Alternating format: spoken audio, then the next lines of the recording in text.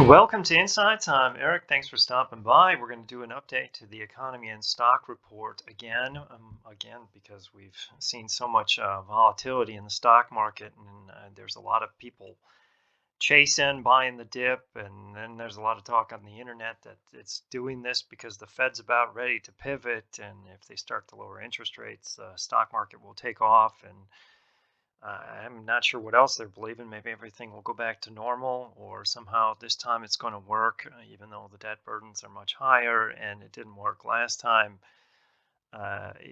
These are all things that we're going to have to address. We're going to have to talk about the yield curve and what the invisible hand is saying, what the Fed is doing as well. I mean, the Fed is often looked at as a player that controls all these markets, but we're going to show how the invisible hand moves long before the Fed does anything. And what you really have to start doing is identifying where the risks lie in this market.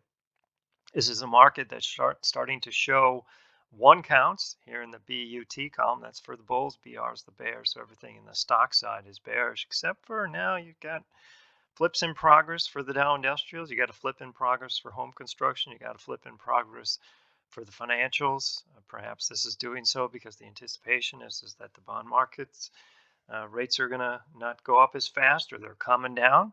And that's consistent with some of these, although financials tend to do better when interest rates rise.